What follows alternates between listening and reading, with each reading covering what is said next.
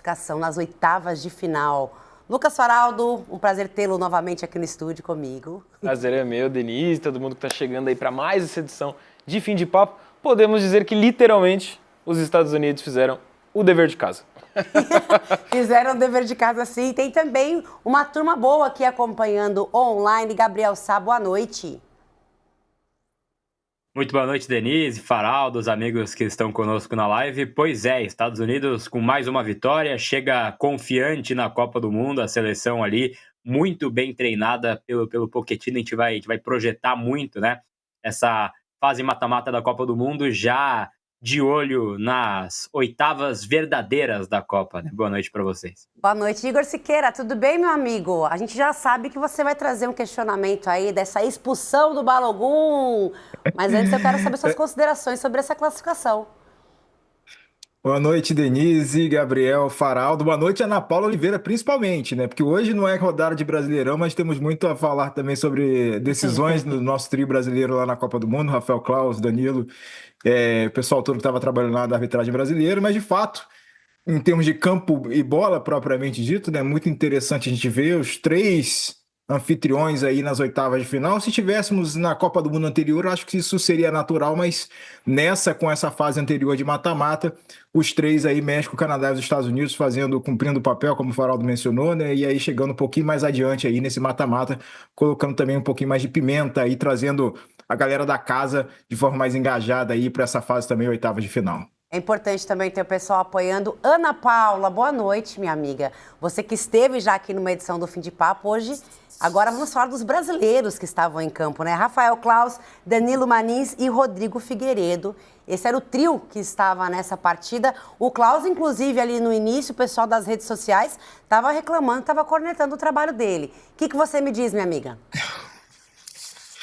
Primeiramente, novamente, boa noite, Denise, boa noite, Lucas, Gabriel, ao querido Igor. A gente já conversou muito, o Igor cobre, né, inclusive o dia a dia da arbitragem, em especial lá na Confederação Brasileira de Futebol. Acho que a gente tem alguns pontos da arbitragem. Primeiro, nota 10 para os assistentes, né? Não só para o Danilo Manins, como para o Rodrigo Figueiredo, que ambos, cada um anulou um gol e anularam de forma correta. O Danilo Manins no primeiro tempo e o Rodrigo Figueiredo no segundo tempo. O Claus deixou o jogo correr, algumas entradas, não controlou. Eu achei ele um pouco distante das jogadas hoje, Denise. E eu acredito que o Igor vai me provocar para falar assim, Ana, a expulsão foi certa e por que não expulsou o Messi? Não seria isso, Igor? Um comparativo de jogadas? Antecipei aqui a polêmica? Você já me conhece, Ana, você já me conhece, já sabe o que eu quero botar de molho e de tempero nessa discussão aqui. Não, mas exatamente não só o Igor, viu, Ana? Porque a discussão, na hora que aconteceu a expulsão do Balogun, né, que ele entra muito forte, inclusive, no pé do atleta, que até vira, assim, um pouco, é forte a cena, você pensa até, podia ter quebrado. Na hora, eu e o Faraldo, a gente falou, cara, parecia o do Messi, mas o Messi, Faraldo, foi mais devagar, tirou o pé, na verdade, né? Pra mim essa é a principal diferença. Bom, pode falar, Ana, por favor. Desculpa, Lucas. Aí que tá o detalhe, Denise. Eu gostei da sua fala, porque não dá para comparar lances que são diferentes como iguais. E a gente comete esse erro, lamentavelmente. Inclusive, eu já vi nas redes sociais um alvoroço, inclusive pessoas comentando sobre esse lance do Balogun, diferente do lance do Messi. Você falou muito bem, o tornozelo do jogador vira, o contato é na articulação, acho que esse é um ponto importante, o contato é na articulação, o Balogun deixa o corpo dele cair sobre o adversário, sobre o jogador da Bósnia, e sim com o risco não só de quebrar, mas também de romper todos os ligamentos. Diferente do lance do Messi, que foi na panturrilha, o jogador está no processo de caída, ele vai com o pé e tira. Se o Messi tivesse deixado o pé da mesma maneira que esse jogador norte-americano deixou, seria vermelho para os dois.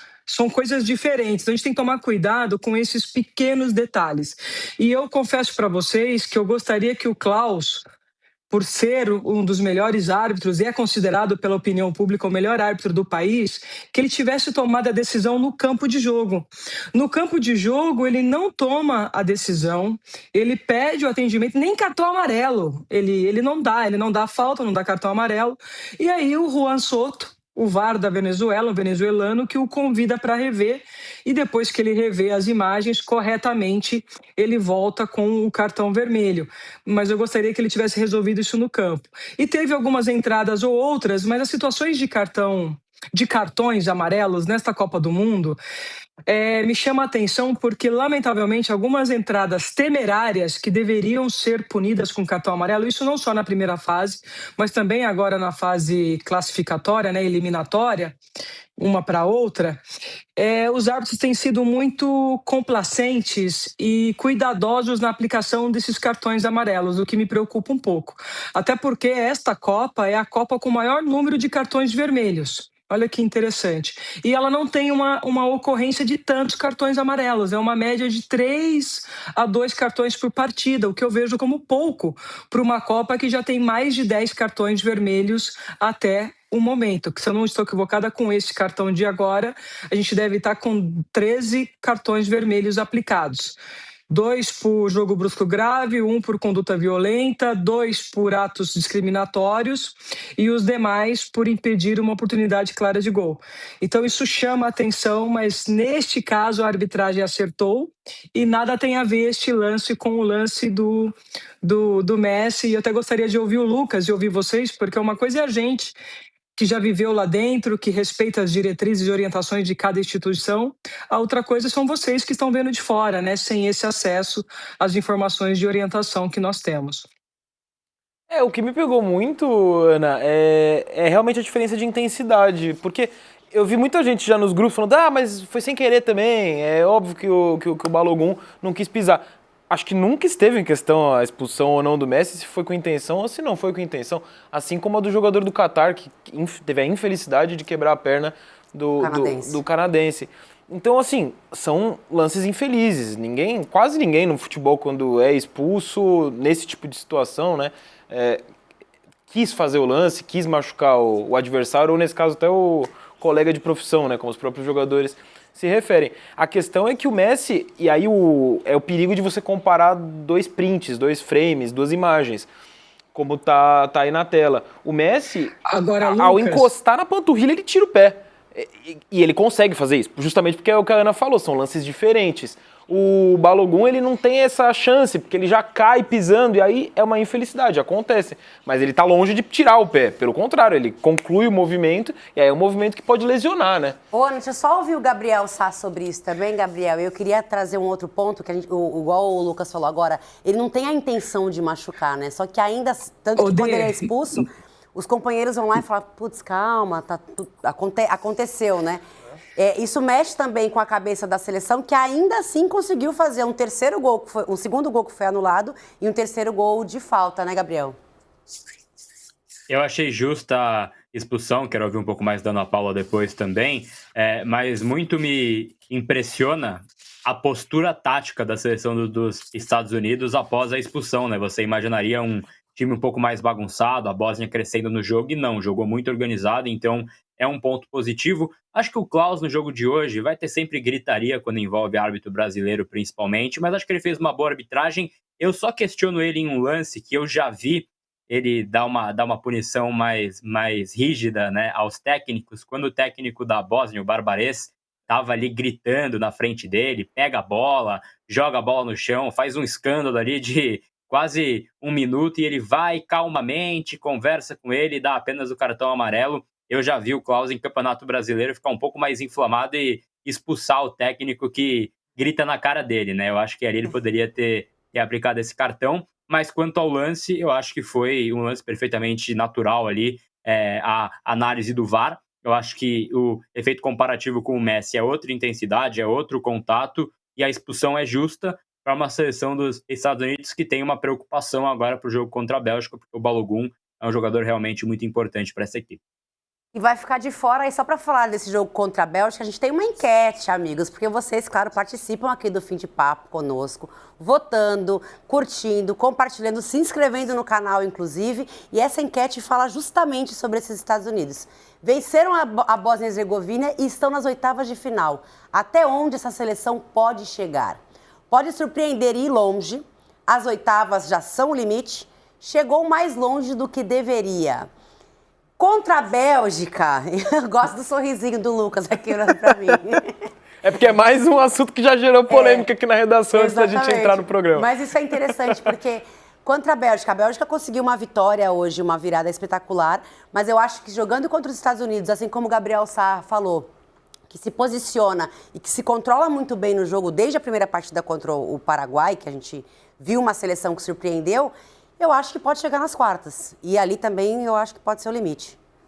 Eu coloco a França como limite numa eventual semifinal, porque o enfrentamento que se projeta, caso chegue, os Estados Unidos, caso cheguem nas quartas, seria contra Espanha ou Portugal, o mais provável, né, que se desenha.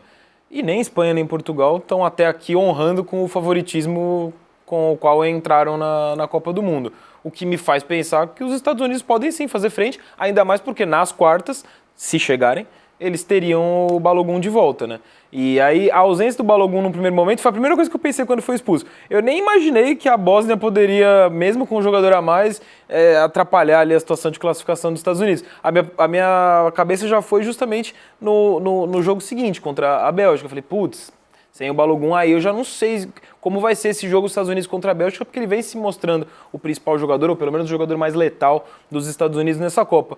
Mas a partida que o Tillman fez hoje, por exemplo, já me faz pensar que, acho que existem outras referências nessa seleção dos Estados Unidos. E aí, combinado com o jogo, e não só o jogo, a Copa muito abaixo da Bélgica, por mais que tenha conseguido uma virada extremamente heróica, a grande virada da Copa até aqui, eu ainda vejo os Estados Unidos, mesmo sem o Balogun, como favorito contra a Bélgica, e diante de uma Espanha, ou de um Portugal, ou de uma Croácia, sei lá, que também não está encantando, está muito longe disso nessa Copa, por que não, jogando em casa, os Estados Unidos aí do Pochettino não podem sonhar com uma semifinal contra a França?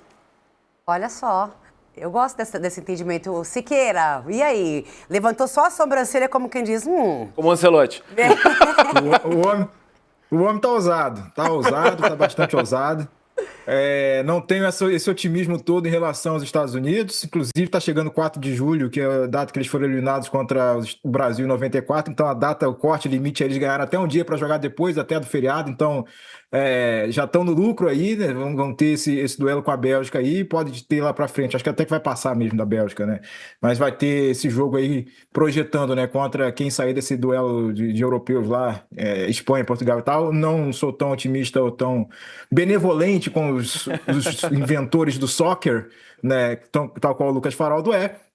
Então, para mim, o limite deles ali, né, vão bater nesse teto aí, vai ser justamente nesse confronto contra quem vier de lá, quem sobreviver desse emaranhado de europeus que está na parte de cima ali daquela chave. Só para arrematar também em relação à parte polêmica que a gente começou a discutir aqui em relação à arbitragem, né, que a Ana já desarmou qualquer tipo de discussão aqui, acabou com os meus argumentos, Ana Paula, mas brincadeira, porque realmente, de fato, essa questão da intensidade, né, e a parte das articulações que é o ponto principal quando a gente discute essa situação aqui. Não é nem se o cara queria aterrissar no pé do cara, sem querer também é falta, gente, sem querer também é passivo de expulsão. Então acho que dentro dessa interpretação que o Klaus teve, e a gente que gosta muito de analisar o inglês da arbitragem brasileira também quando faz os anúncios aí na Copa do Mundo, né, serious foul play, né, isso aí tá livro de regra, tá dentro do escopo ali de atitudes que são passíveis de vermelho. Então, nesse combo aí, eu levo mais fé no inglês do Klaus para o futuro da Copa do Mundo do que necessariamente nos Estados Unidos dentro dessa Copa. Muito bem, o inglês muito elogiado, né? Né, Ana Paula? Só uma arte antes, Ana, de você concluir, de você falar, inclusive, o que você acha dessa enquete e até onde vai os Estados Unidos. A gente tem aqui a melhor campanha dos Estados Unidos desde 94 foi 2002, quando chegou nas quartas de final. Depois disso e antes, oitavas de final em 94, fase de grupo eliminado em 98, aí quartas de final 2002, 2006, fase de grupos de novo, 10, 14 e 22, oitavas, e agora está nas oitavas, possivelmente nas quartas, segundo o Lucas Faraldo, pode chegar na semi. Ana, você concorda? Você acha que caminha assim? Porque realmente apresentou um futebol diferenciado esse ano, né? Não, apresentou, me chamou muita atenção, confesso, assisti todos os jogos dos Estados Unidos, não esperava uma equipe tão bem treinada e bem postada no campo de jogo, mas perde a sua principal estrela para o próximo jogo, né, que é o Balogun. Então, não acredito que vai chegar na semifinal e final, não. Eu acho que provavelmente já no próximo jogo, eu concordo com o Igor Siqueira, não tenho esse otimismo todo em relação aos Estados Unidos. Hoje foi um jogo difícil, conseguiu um gol. Tudo bem que teve um gol anulado, mas ficou nisso também, né? E depois de criar muito, conseguiu o segundo gol e garantir essa classificação com tranquilidade. Mas a gente percebe que num jogo como o de hoje, que foi um jogo duro, de muita marcação, os Estados Unidos não conseguiu se impor como fez em jogos anteriores, até porque o grau de dificuldade dos jogos foi inferior ao jogo de hoje. E, Denise, se você me permite, só para a gente encerrar o assunto da tomada de decisão, eu vi que a nossa equipe fez uma arte, né, comparando o lance do Messi com o lance da expulsão do Klaus. E ali mostra uma coisa, além da articulação, a gente fala da intensidade, da força, não vou discutir intencionalidade, aí, perfeito. Ponto de contato, olha a diferença dos pontos de contato e a forma com que foi. Você vê o Messi com a ponta do pé na panturrilha, e que ele recolhe, aqui a gente está falando de uma fotografia. E o outro, a gente está vendo o Balogun numa região de articulação, em que a sequência, lamentavelmente, dessa imagem é o pé do atleta virando e o corpo dele em cima, com todo o peso no tornozelo do adversário. Então, por isso que me preocupa, e aí eu falando como educadora, a gente comparar lances que são diferentes como iguais numa interpretação da regra. A regra é decidida no detalhe, então o amarelo na jogada do Messi está correta, o árbitro não deu, mas seria o amarelo, e no caso do Balogun, o vermelho é o correto. E o inglês foi texto de regra, o Igor é bem atento. O Klaus não inventou nada, ele fez a sentença que já está no texto, inclusive nos protocolos de treinamentos da FIFA em relação ao VAR. Obrigada, Denise. Obrigada, Ana. Eu vou até me despedir de você já. Obrigada e boa noite para você, viu? Boa noite para vocês. Até a próxima. Tchau, tchau. Vamos colocar o chaveamento, gente, para a galera de casa, inclusive, já entender o que já temos definido para essas oitavas de final, porque já temos jogos, hein? Olha, bons jogos, né, pessoal? Ó, França e Paraguai, Canadá e Marrocos, Estados Unidos e Bélgica, Brasil e Noruega, e ali temos México e Inglaterra. Desses jogos, eu quero falar de Brasil.